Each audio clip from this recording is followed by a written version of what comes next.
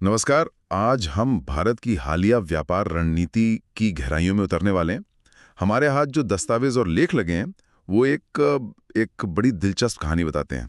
कहानी ये है कि जब दुनिया की एक बड़ी आर्थिक ताकत ने व्यापार पर पाबंदियां लगाने की धमकी दी तो भारत ने यूं कहें कि घुटने टेकने के बजाय चुपचाप अपनी एक पूरी की पूरी बिसात बिछा दी। हाँ, और ये सिर्फ व्यापार के आंकड़ों की कहानी नहीं है। इन स्रोतों को अगर एक साथ रखकर देखें तो एक रणनीति नजर आती है। आप उसे एक चक्रव्यूह कह सकते हैं।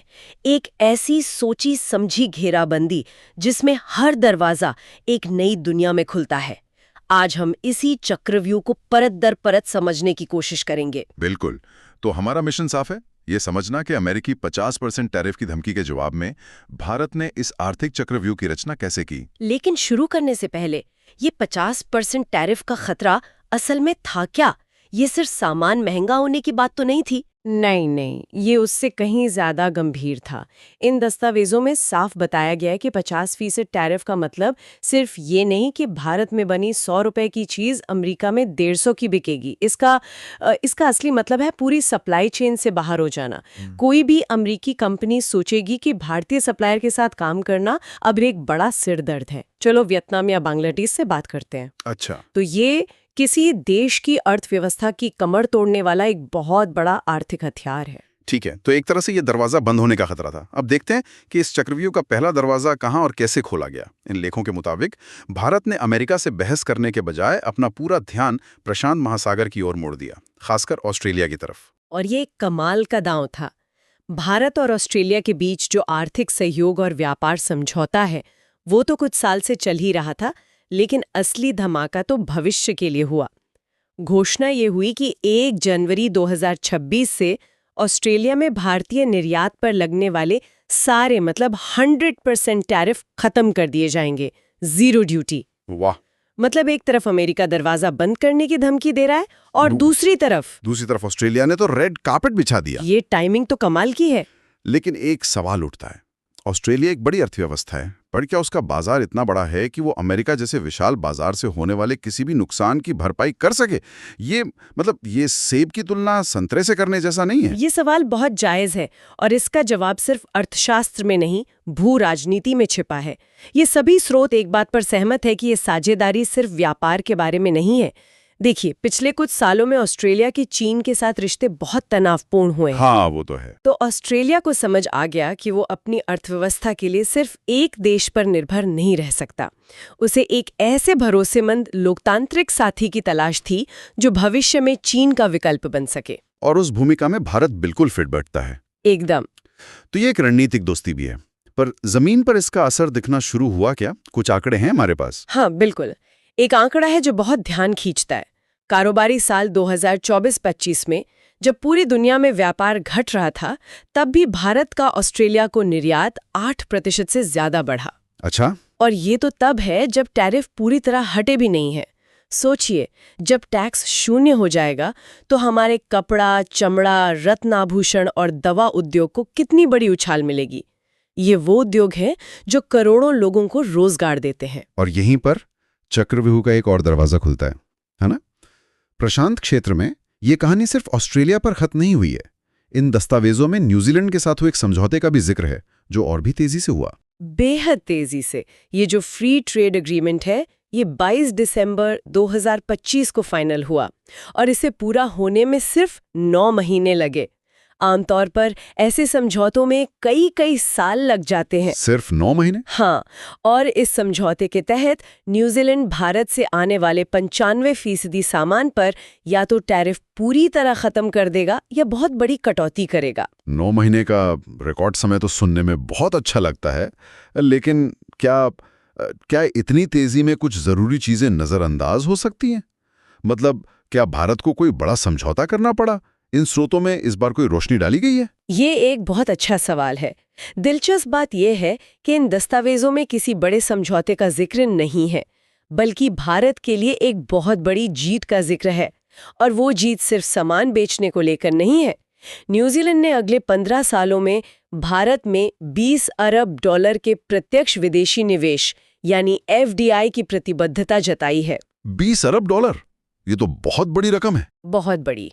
इसका मतलब है नए कारखाने, बेहतर सड़कें, नए पावर प्लांट और सबसे जरूरी, हमारे युवाओं के लिए लाखों नई नौकरियां। बिल्कुल, ये सिर्फ व्यापार नहीं है, ये भारत में एक क्षमता का निर्माण है।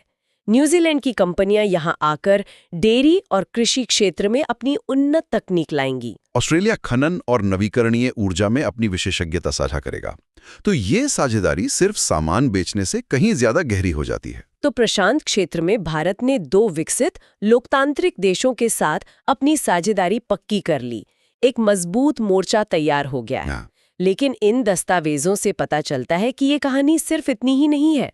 चक्रव्यूह अधूरा रहता अगर भारत का ध्यान पश्चिम की तरफ नहीं जाता। खासकर ऊर्जा और बाजार के उस गेटवे की ओर जिसे हम मध्य पूर्व कहते हैं। बिल्कुल, और यहाँ चक्रव्यूह का तीसरा दरवाजा ओमान में खुलता है। भारत और ओमान के बीच एक व्यापक आर्थिक साझेदारी समझौता यानी CEPA साइन हुआ। और ये सीपा शब्द बहुत महत्वपूर्ण है। सीपा, ये एक सामान्य फ्री ट्रेड एग्रीमेंट यानी FTA से कैसे अलग है? इसे आप एक तरह का FTA प्लस समझ सकते हैं। FTA में मुख्य रूप से सामान पर टैक्स कम करने की बात होती है, लेकिन सीपा एक ज्यादा गहरी और चौतरफा साझेदारी है। इसमें सामान के अलावा निवेश, सेवाओं का व्यापार, बौद्धिक संपदा और टेक्नोलॉजी ट्रांसफर जैसे गहरे मुद्दे भी शामिल होते हैं। समझ गया। ये 2 अर्थव्यवस्थाओं को बहुत मजबूती से जोड़ने वाला समझौता है। लेकिन ओमान ही क्यों? उस क्षेत्र में तो और भी बड़ी अर्थव्यवस्था है। ओमान की रणनीतिक स्थिति उसे बेहद खास बनाती है। वो फारस की खाड़ी का प्रवेश द्वार है। हाँ, ये तो है। भारत की ऊर्जा सुरक्षा के लिए ये एक बहुत महत्वपूर्ण रास्ता है। साथ ही ओमान दूसरे अरब बाजारों तक पहुंचने के लिए एक गेटवे का काम कर सकता है। लेकिन इसकी एक और खास बात है। इन दस्तावेजों से एक दिलचस्प तथ्य सामने आता है कि 2006 में अमेरिका के साथ समझौते के बाद ये किसी भी मुस्लिम देश के साथ ओमान की पहली इतनी बड़ी साझेदारी है। अच्छा। ये भारत के अरब दुनिया के साथ बदलते और गहरे होते रिश्तों का एक बड़ा संकेत है। और इस समझौते की शर्तें क्या हैं? मतलब भारतीय सामानों के लिए क्या फायदा है? ओमान ने अपनी 98% से ज्यादा टैरिफ लाइनों पर भारतीय सामानों को फ्री एक्सेस देने का फैसला किया है। और वो जो 2% बचता है वो अक्सर बहुत संवेदनशील चीजें होती हैं, जैसे कुछ खास कृषि उत्पाद जिन्हें हर देश अपनी घरेलू इंडस्ट्री के लिए बचाकर रखना चाहता है। तो लगभग सब कुछ ही कवर हो गया। हाँ, बिल्कुल। 98% का मतलब है कि लगभग हर वो चीज जो भारत बनाता है, हमारे कपड़े, मसाले, चावल, मशीनरी, दवाइयाँ, वो सब ओमान के बाजार में बिना किसी टैक्स के जा सकेंगी। तो जब हम इन सभी टुकड़ों को एक साथ जोड़ते हैं, एक तरफ ऑस्ट्रेलिया और न्यूजीलैंड, दूसरी तरफ ओमान, तो ये चक्रव्यूह वाली बात एकदम साफ हो जाती है। ये एक बहुआयामी सोची समझी रणनीति है, न कि सिर्फ एक तात्कालिक प्रतिक्रिया। यही इन सभी स्रोतों का निचोड़ है। ये प्रतिक्रिया देने के बजाय सक्रिय रूप से अपनी किस्मत लिखने का एक बेहतरीन उदाहरण है। अमेरिका की तरफ देख के चिंता करने के बजाय भारत ने अपनी ऊर्जा नए रास्ते बनाने में लगाई। प्लान B, C, D सब तैयार। हाँ, जब आपके पास प्लान B, C और D पहले से तैयार हो तो प्लान A से आने वाली धमकियों का असर अपने आप कम हो जाता है। इसे अब भारत की विदेश नीति का एक नया चेहरा कह सकते हैं, जहां वो अब गुट निरपेक्षता की पुरानी परिभाषा से आगे बढ़कर जरूरत के हिसाब से छोटे-छोटे, असरदार और लचीले गुट बना रहा है। शायद इसे मल्टी अलाइनमेंट 2.0 कहा जा सकता है। बिल्कुल, ये एक अच्छा शब्द है इसके लिए। और इस पूरी रणनीति का सबसे बड़ा फायदा किसे मिलेगा? इन दस्तावेजों में छोटे और मझोले उद्योगों यानी MSMEs का खास जिक्र है, जो हमारी अर्थव्यवस्था की रीढ़ है। हाँ, और ये बहुत महत्वपूर्ण बिंदु है, क्योंकि बड़ी कंपनियां तो किसी तरह दबाव झेल लेती हैं, लेकिन असली बदलाव छोटे उद्यमियों की जिंदगी में आता है। आप सोचिए, फिरोजाबाद में पीढ़ी दर पीढ़ी चूड़ी बनाने वाला एक छोटा कारीगर, जो शायद कभी अपने जिले से बाहर नहीं गया, उसका बनाया हुआ सामान अब सिडनी या मस्किट के एक बड़े स्टोर में बिना किसी टैक्स के बिक रहा है। ये सिर्फ अर्थशास्त्र नहीं है, ये आकांक्षाओं को पंख लगने जैसा है। बिल्कुल। मुरादाबाद का पीतल उद्योग हो, आगरा के चमड़े के उत्पाद हों या लुधियाना का हौजरी उद्योग, इन सब को अब सीधे अंतर्राष्ट्रीय बाजार तक पहुंच मिल रही है। ये सब सुनने में तो बहुत अच्छा लगता है। मतलब कागज पर तो ये रणनीति एकदम अभेद्य दिखती है, लेकिन क्या इन स्रोतों में इसके सामने आने वाली चुनौतियों या मुश्किलों का भी कोई जिक्र है? क्योंकि किसी भी बड़ी योजना को जमीन पर उतारना कभी आसान नहीं होता। ये एक बेहद जरूरी सवाल है और कुछ लेख इस पर इशारा भी करते हैं। सबसे बड़ी चुनौती है क्रियान्वयन की, यानी इम्प्लीमेंटेशन की। क्या हमारे छोटे उद्योगों के पास वो क्वालिटी स्टैंडर्ड्स और सप्लाई चेन क्षमता है कि वे ऑस्ट्रेलिया जैसे विकसित बाजार की मांग पूरी कर सके? ये तो बहुत बड़ी चुनौती है। समझौता कर लेना एक बात है, लेकिन उस समझौते का पूरा फायदा उठाने के लिए हमें अपने घर में भी काफी काम करना होगा। हमें अपने लॉजिस्टिक्स को सुधारना होगा, क्वालिटी कंट्रोल को विश्व स्तरीय बनाना होगा और अपने उद्यमियों को अंतर्राष्ट्रीय व्यापार के नियमों के बारे में शिक्षित करना होगा। तो ये रास्ते खुले जरूर हैं, पर उन पर चलने की तैयारी हमें खुद करनी होगी। बिल्कुल। तो आज की इस गहरी पड़ताल का सार यही है। इन स्रोतों के मुताबिक एक दिशा से आती संरक्षणवादी आंधी के जवाब में भारत ने दीवारें खड़ी नहीं की, बल्कि कई नई दिशाओं में व्यापार और निवेश के लिए पुलों का एक पूरा नेटवर्क बना दिया। ये दिखाता है कि भारत अब सिर्फ वैश्विक घटनाओं पर प्रतिक्रिया नहीं देता, बल्कि पहले से तैयार होकर अपनी शर्तों पर एक नया वैश्विक खेल खेल रहा है। बिल्कुल। ये एक रक्षात्मक कदम नहीं, बल्कि एक आक्रामक विस्तार की रणनीति है। जहां एक शक्ति दीवारें खड़ी करने की बात कर रही है, वहीं दूसरी शक्ति दुनिया को जोड़ने के लिए नए रास्ते बना रही है। तो आज की चर्चा को समाप्त करते हुए एक विचार छोड़ जाते हैं जिसके बारे में सोचा जा सकता है। अंत में एक विचारणीय प्रश्न। जैसा कि इन दस्तावेजों से साफ है, वैश्विक आपूर्ति श्रृंखलाएं बहुत तेजी से बदल रही हैं। जो रास्ते कल तक सुरक्षित थे, वो आज अनिश्चित हैं। ऐसे में सोचने वाली बात यह है कि अगले दशक में किस तरह की नई साझेदारियां और व्यापारिक गुट उभर सकते हैं, और जो देश भारत की तरह विविध और लचीले नेटवर्क बनाने में सक्षम होंगे, वे भविष्य के आर्थिक परिदृश्य को आकार देने में क्या भूमिका निभाएंगे। आप सभी जानते हैं कि चीन के साथ ऑस्ट्रेलिया के रिश्ते पिछले कुछ सालों में काफी खराब हुए हैं, काफी कड़वाहट आई है। ऑस्ट्रेलिया समझ चुका है कि वह अपनी अर्थव्यवस्था के लिए, अपने भविष्य के लिए सिर्फ चीन पर निर्भर नहीं रह सकता। चीन कभी भी धोखा दे सकता है। उसे एक ऐसा भरोसेमंद साथी चाहिए था जो लोकतांत्रिक हो, जो नियमों का पालन करता हो, जिसकी अर्थव्यवस्था तेजी से बढ़ रही हो और जो भविष्य में चीन का विकल्प बन सके। और पूरी दुनिया में ग्लोब घुमाकर देख लीजिए, भारत के अलावा ऐसा कोई दूसरा विकल्प नहीं है। इसलिए जब अमेरिका अपनी संकुचित सोच के साथ टैरिफ बढ़ा रहा था, ऑस्ट्रेलिया ने दूरदर्शिता दिखाई। उसने भविष्य को देखा और भारत के लिए अपने दरवाजे खोल दिए। ये कूटनीति की एक बहुत ही बारीक चाल है जिसे समझना जरूरी है। अब जरा तस्वीर का दूसरा पहलू देखिए, जो और भी दिलचस्प है। अगर अमेरिका भारतीय सामानों पर 50% टैक्स लगाता है, तो इसका सबसे ज्यादा नुकसान किसे होगा? जाहिर है भारतीय कंपनियों को थोड़ा झटका लगेगा, लेकिन उससे कहीं ज्यादा नुकसान अमेरिकी जनता का होगा, वहाँ के आम नागरिकों का होगा। उन्हें वही सामान खरीदने के लिए अब 1.5 गुना कीमत चुकानी पड़ेगी। वहाँ महंगाई बढ़ेगी, वहाँ की जनता त्रस्त होगी। लेकिन भारत ने क्या किया? भारत ने रोना नहीं रोया, भारत ने शिकायतें नहीं की। भारत ने बस अपना जीपीएस सेट किया और नए रास्तों की तलाश शुरू कर दी। और यह रास्ता सिर्फ ऑस्ट्रेलिया पर जाकर नहीं रुका। जी हाँ दोस्तों, अगर आप सोच रहे हैं कि यह सिर्फ एक तुक्का था या एक इत्तेफाक था, तो आप गलत हैं।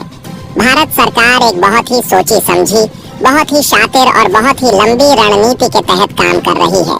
इसे आप चक्रव्यूह भी कह सकते हैं, जो भारत ने अपनी अर्थव्यवस्था को सुरक्षित रखने के लिए बनाया है। ऑस्ट्रेलिया तो सिर्फ एक उदाहरण है, सिर्फ एक झांकी है। भारत लगातार एक के बाद एक देशों के साथ फ्री ट्रेड एग्रीमेंट यानी मुफ्त व्यापार समझौते कर रहा है। अभी हाल ही की बात है, भारत और न्यूजीलैंड के बीच भी मुफ्त व्यापार समझौता फाइनल हुआ है। जी हाँ, 22 दिसंबर साल 2025 को दोनों देशों ने इस डील पर अंतिम मुहर लगा दी है। न्यूजीलैंड के साथ हुई यह डील अपने आप में ऐतिहासिक है, बेमिसाल है। आपको जानकर गर्व होगा कि यह डील महज 9 महीने के रिकॉर्ड समय में पूरी कर ली गई। आमतौर पर ऐसे समझौतों में सालों लग जाते हैं। 3-10 साल तक फाइलें धूल फांकती रहती हैं। अधिकारियों की बैठकों का दौर चलता रहता है, चाय नाश्ता होता रहता है, लेकिन नतीजा नहीं निकलता। लेकिन भारत की कूटनीतिक ताकत और इच्छा शक्ति देखिए, मोदी सरकार की रफ्तार देखिए कि महज 9 महीने में न्यूजीलैंड मान गया और साइन कर दिए। इस समझौते के तहत न्यूजीलैंड अपने 95% आयात पर भारत के लिए या तो टैरिफ पूरी तरह खत्म कर देगा या फिर उसमें बहुत बड़ी कटौती करेगा। इसका मतलब ये हुआ कि भारत का 95% सामान न्यूजीलैंड में भी बिना किसी रुकावट के, बिना किसी रोक टोक के बिक सकेगा। और दोस्तों, बात सिर्फ सामान बेचने की नहीं है, बात निवेश की भी है, बात पैसे आने की भी है। इस डील के तहत न्यूजीलैंड ने वादा किया है, कमिटमेंट दिया है कि वो अगले 15 सालों में भारत में $20 अरब का प्रत्यक्ष विदेशी निवेश करेगा। $20 अरब। आप इस रकम का अंदाजा लगाइए, यह हजारों करोड़ रुपए होते हैं। यह पैसा भारत में आएगा, यहाँ नई नई फैक्ट्रियाँ लगेंगी, यहाँ इंफ्रास्ट्रक्चर बनेगा, सड़कें बनेंगी, वेयर हाउस बनेंगे और उससे हमारे देश के युवाओं के लिए लाखों नई नौकरियाँ पैदा होंगी। जो लोग कहते हैं कि भारत में रोजगार की कमी है, उन्हें यह आंकड़ा देखना चाहिए। जब विदेशी पैसा देश में आता है और नई तकनीक आती है तो रोजगार के अवसर अपने आप पैदा होते हैं। साल 2024 के आंकड़ों पर नजर डालें तो भारत और न्यूजीलैंड के बीच व्यापार करीबन $57 मिलियन का था, जबकि भारत ने न्यूजीलैंड को $617 मिलियन का आयात किया था। यह संतुलन अब भी थोड़ा उनकी तरफ झुका हुआ है, लेकिन इस डील के बाद यह आंकड़ा कई गुना बढ़ने वाला है और भारत अपना निर्यात बढ़ाकर इस खाई को पाट देगा। दोस्तों, यह साफ दिखाता है कि भारत अब सिर्फ एक बाजार नहीं है जहां विदेशी कंपनियां अपना माल बेचें और मुनाफा कमाकर ले जाएं, बल्कि भारत अब एक ऐसा उत्पादक देश बन गया है जो दुनिया के कोने-कोने में अपना मेड इन इंडिया सामान पहुंचा रहा है। अमेरिका अगर अपने दरवाजे बंद करता है तो भारत न्यूजीलैंड और ऑस्ट्रेलिया जैसे नए दरवाजे खोल लेता है। यही है नए भारत की ताकत, यही है नए भारत का आत्मविश्वास। और दोस्तों, यह सिलसिला यही नहीं थमता। रुकिए, अभी और भी बहुत कुछ है। ऑस्ट्रेलिया और न्यूजीलैंड तो प्रशांत महासागर के देश हैं, लेकिन भारत ने खाड़ी देशों में भी अपनी पैठ, अपनी पकड़ और मजबूत कर ली है। ओमान के साथ हुई डील इसका जीता जागता सबूत है। भारत और ओमान के बीच एक बहुत बड़ी आर्थिक साझेदारी हुई है, जिसे भारत ओमान CPA का नाम दिया गया है। इस समझौते के तहत ओमान ने भारत को अपनी 98% से ज्यादा टैरिफ लाइनों पर फ्री एक्सेस देने का फैसला किया है। 98%। साल 2006 में अमेरिका के साथ हुए समझौते के बाद यह किसी भी मुस्लिम देश के साथ ओमान की पहली बड़ी साझेदारी मानी जा रही है। ओमान भौगोलिक रूप से बहुत महत्वपूर्ण जगह पर स्थित है। यह फारस की खाड़ी का प्रवेश द्वार है, यह एक गेटवे है। भारत के लिए ओमान सिर्फ एक व्यापारिक भागीदार नहीं है, बल्कि हमारी ऊर्जा सुरक्षा और रणनीतिक सुरक्षा के लिए भी एक बहुत ही अहम साथी है। ओमान के साथ यह डील करके भारत ने न सिर्फ अपना व्यापार बढ़ाया है, बल्कि अरब दुनिया में, इस्लामिक दुनिया में अपनी स्थिति को और भी मजबूत कर लिया है। यह उन लोगों के लिए भी जवाब है जो कहते हैं कि भारत के रिश्ते अरब देशों से खराब हो रहे हैं। यह डील बताती है कि रिश्ते कितने गहरे हैं। इसके बदले में भारत ने भी ओमान से आने वाले ज्यादातर सामानों पर टैरिफ में राहत देने की पेशकश की है। अगर हम आंकड़ों को देखें तो कारोबारी साल 2024 और 25 में भारत और ओमान के बीच कुल व्यापार $10.61 अरब रहा था। इसमें भारत ने ओमान को $4.06 अरब का निर्यात किया था, जबकि ओमान से भारत ने $6.5 अरब का आयात किया था। अब जब टैरिफ हट जाएंगे तो ओमान का बाजार भारतीय कपड़ों, भारतीय मसालों, भारतीय चावल, भारतीय मशीनरी और भारतीय दवाइयों से भर जाएगा। ओमान, जो कि खाड़ी देशों का एक प्रमुख द्वार माना जाता है, वहाँ भारत की यह पकड़ रणनीतिक रूप से बहुत महत्वपूर्ण है। वहाँ से हमारा सामान बाकी अरब देशों में भी आसानी से जा सकेगा।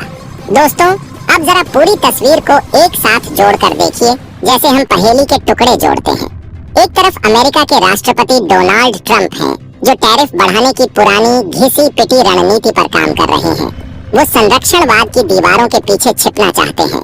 उन्हें लगता है कि दुनिया को डराकर वो अमेरिका को महान बना लेंगे, लेकिन वो यह भूल रहे हैं कि आज का दौर वैश्वीकरण का दौर है, इंटरनेट का दौर है। आप एक दीवार खड़ी करेंगे तो व्यापार पानी की तरह अपना रास्ता बदलकर कहीं और से बहने लगेगा। वहीं दूसरी तरफ भारत है, जो चुपचाप बिना किसी शोर शराबे के दुनिया के बड़े और महत्वपूर्ण बाजारों में अपने लिए दरवाजे खोल रहा है। ऑस्ट्रेलिया, न्यूजीलैंड और ओमान। ये तीनों समझौते महज व्यापारिक कागज नहीं हैं, ये महज दस्तखत नहीं है। ये इस बात का प्रमाण है कि भारत अब सिर्फ घटनाओं पर प्रतिक्रिया नहीं देता, भारत अब रोता नहीं है, बल्कि भारत पहले से तैयार होकर अपना ग्लोबल ट्रेड गेम खेल रहा है। इसे ही कहते हैं प्रोएक्टिव डिप्लोमेसी, इसे ही कहते हैं दूरदर्शिता। सोचिए जरा, अगर भारत सिर्फ अमेरिका के भरोसे बैठा रहता, अगर हम सिर्फ वॉशिंगटन की तरफ टकटकी लगाए देखते रहते और ट्रंप की धमकियों से डर जाते, तो आज हमारी अर्थव्यवस्था की क्या हालत होती। शेयर बाजार गिर जाता, रुपए की कीमत कम हो जाती और व्यापारियों में हड़कंप मच जाता, हाहाकार मच जाता। लेकिन हमारे नीति निर्माताओं ने, हमारी सरकार ने दूर की सोची। उन्हें पता था कि एक ना एक दिन अमेरिका अपनी शर्तें थोपने की कोशिश करेगा। उन्हें पता था कि अमेरिका का व्यवहार बदल सकता है। इसलिए उन्होंने पहले ही अपने लिए विकल्प तैयार कर लिए। उन्होंने पहले ही प्लान बी, प्लान सी और प्लान डी तैयार कर लिया।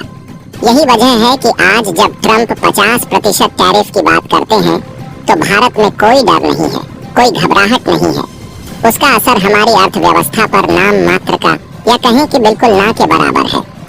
हमारा एक्सपोर्ट नेटवर्क अब इतना फैल चुका है कि अगर एक रास्ता बंद होता है तो 10 नए रास्ते खुल जाते हैं। दोस्तों, हमें यह भी समझना होगा कि इन समझौतों का असर हमारे देश के छोटे और मंझोले उद्योगों यानी MSME पर सबसे ज्यादा पड़ेगा। बड़ी कंपनियां जो रिलायंस या टाटा जैसी हैं, वो तो फिर भी किसी तरह मैनेज कर लेती हैं, उनके पास संसाधन होते हैं। लेकिन जो छोटा व्यापारी है, जो लुधियाना में होजरी बनाता है, जो मुरादाबाद में पीतल का काम करता है, जो फिरोजाबाद में चूड़ियां बनाता है, उसके लिए 10-20% का टैक्स भी बहुत मायने रखता है। वो इतने टैक्स के साथ अपना माल विदेश में नहीं बेच सकता।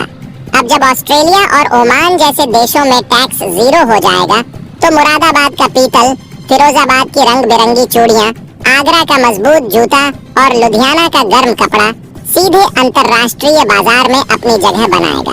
इससे न सिर्फ उन व्यापारियों को फायदा होगा, बल्कि उन शहरों की पूरी अर्थव्यवस्था बदल जाएगी। वहाँ के मजदूरों को ज्यादा दिहाड़ी मिलेगी, वहाँ के दुकानदारों की बिक्री बढ़ेगी। यही तो है असली विकास, जो नीचे से ऊपर की ओर जाता है, जो गरीब की झोपड़ी तक पहुँचता है। इसके अलावा इन समझौतों से भारत को एक और बड़ा फायदा होने वाला है, और वो है टेक्नोलॉजी का आदान प्रदान। जब हम ऑस्ट्रेलिया और न्यूजीलैंड जैसे विकसित देशों के साथ जुड़ते हैं, तो सिर्फ सामान ही इधर उधर नहीं जाता, बल्कि तकनीक और ज्ञान भी साझा होता है। ऑस्ट्रेलिया के पास माइनिंग और रिन्यूएबल एनर्जी की बेहतरीन तकनीक है, न्यूजीलैंड के पास डेयरी और कृषि की उन्नत तकनीक है। इस साझेदारी से भारत को इन तकनीकों का लाभ मिलेगा, जिससे हमारे देश में भी इनोवेशन को बढ़ावा मिलेगा। हम अपनी खेती को और आधुनिक बना पाएंगे, अपनी खदानों से बेहतर उत्पादन ले पाएंगे और अपनी ऊर्जा जरूरतों को पूरा कर पाएंगे। यह एक जीत जीत की स्थिति है। दोस्तों, यह सब देखकर एक बात तो साफ हो जाती है कि दुनिया अब बदल रही है। अब दादागिरी किसी एक देश की नहीं चलने वाली। वो जमाना गया जब पश्चिमी देश नियम बनाते थे और बाकी दुनिया उनका पालन करती थी, सिर झुकाकर जी हुजूरी करती थी। भारत ने यह साबित कर दिया है कि अगर आपके पास काबिलियत है, अगर आपकी नीयत साफ है और अगर आपके पास एक मजबूत नेतृत्व है, तो आप दुनिया को अपनी शर्तों पर चला सकते हैं। ट्रंप का टैरिफ वाला दांव उल्टा उन्हीं पर भारी पड़ता दिख रहा है, क्योंकि अब भारतीय सामान अमेरिका के बजाय उन देशों में जाएंगे जहां उन्हें सम्मान और बाजार दोनों मिल रहा है। इससे नुकसान अंततः अमेरिकी उपभोक्ताओं का ही होगा, जिन्हें भारतीय सामानों के लिए ज्यादा कीमत चुकानी पड़ेगी या वो उन सामानों से वंचित रह जाएंगे। जबकि भारत को तो ऑस्ट्रेलिया, न्यूजीलैंड और ओमान जैसे नए और बड़े बाजार मिल ही चुके हैं।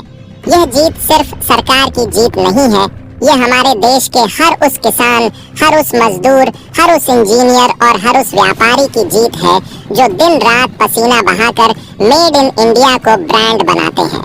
जब हमारा सामान विदेश में बिकता है, तो सिर्फ पैसा ही देश में नहीं आता, बल्कि देश का मान सम्मान भी बढ़ता है।